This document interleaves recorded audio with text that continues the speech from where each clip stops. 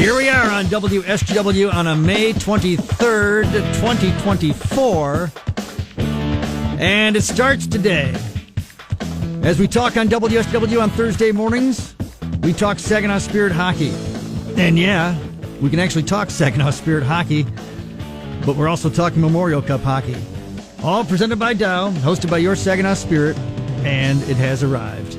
And we're talking this morning, of course, with play voice Dillon Clark of the Saginaw Spirit, who's in studio, ready to actually broadcast hockey games, Dillon Clark. We'll actually have some games being played here. But, man, there is so much more around surrounding the Memorial Cup tournament. Again, it's all presented by Dow. It's something we've been talking about since last year when it was announced that Spirit would be your host. And here it is. And today's the day it really officially begins because the Cup will arrive later on this afternoon. Let's start with that because that's going to be an event in itself. Oh, it's going to be a spectacle, and it's going to be the official start of it. Like it's felt like for the last last week or so that it has been behind the scenes. It has begun all the putting things in place and all that. But for the fans, the outside standpoint, the outside perspective, I think is fair to say. This is the start of it. The Cup will arrive in Saginaw. It'll be brought down the highway make its way onto the military convoy and into the parade. We'll go around the corner from Washington onto Johnson and then into the Joel Credit Union Event Park, and we'll have our opening ceremonies there. Dignitaries, the teams, and of course the veterans that are being honored and that are really at the center of this entire thing. That it is why the Memorial Cup came about over 100 years ago, was to honor. At that point, it was Canadian veterans of the First World War. It was rededicated to all Canadian veterans, and obviously now that it's in the United States for the first time in 26 years, we're honoring the United States veterans as well. We'll have John Kulhavy and Doug Shapansky, General John Kulhavy, I should say, and Doug Shapansky, just two of the veterans being honored at the ceremonies again here today. And of course, from the Canadian side, Joe and Bill Chaff are going to be honored as far as veterans go. And then, of course, the teams are here. You and I were talking about it. The teams got in a little bit late yesterday. Some of the press conferences got shifted around a little bit, but everybody's got boots on the ground in Saginaw. And a theme has been utilized now, and I like it. Obviously, using the two countries, the United We Soar. I think that says a lot. Yeah, you know what? I was talking to somebody yesterday. We had some of the local TV stations out to take a look at some of the inside of the arena and the changeover into the Memorial Cup feel, and he commented on that as well because we have United We Soar kind of throughout the building.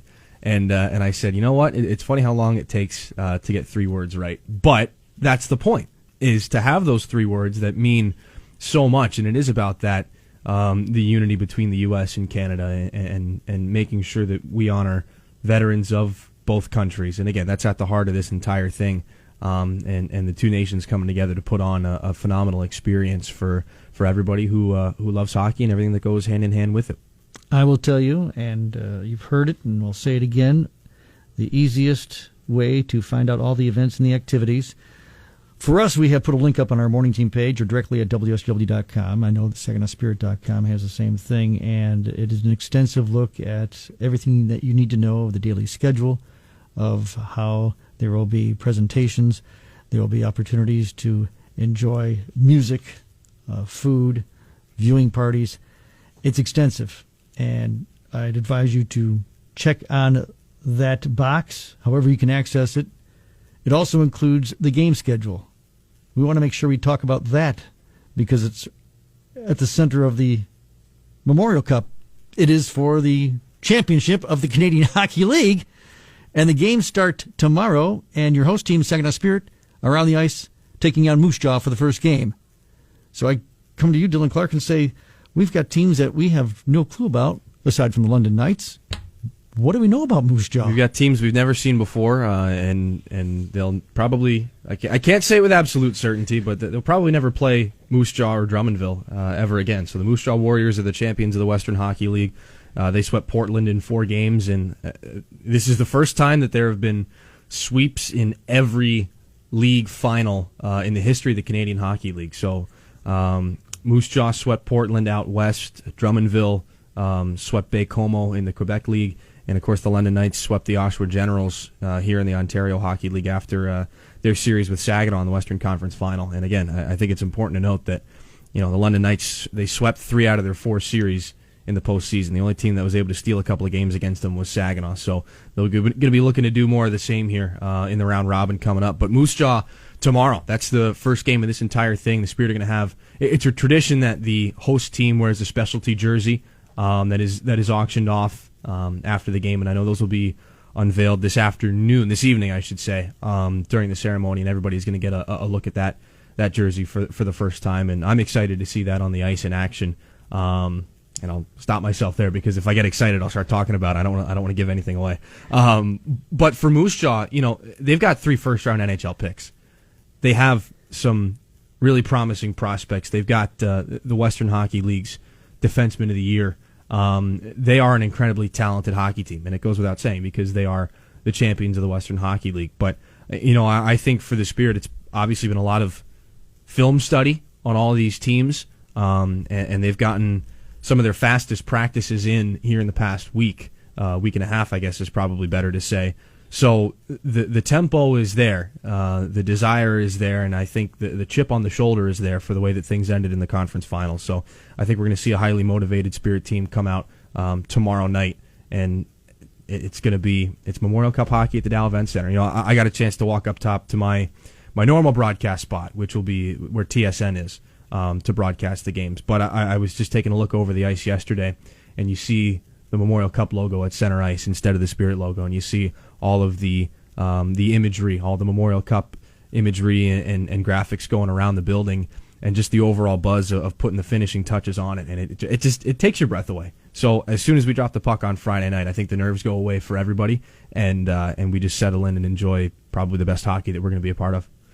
A few words on Drummondville, perhaps, just because it's not a team that we know. No, it's not a team that we know either, and I think for the Voltigeurs, it's maybe the most different out of the teams that the Spirit are going to see. As far as what they can bring, I think speed's going to kill. Again, that's always the adage is that speed kills. But the Voltigeurs have they have the Quebec League's Defenseman of the Year as well. So all three member leagues Defenseman of the Year are going to be in this series, and of course Zane Parekh winning the OHL's Defenseman of the Year, the Max Kaminsky Trophy.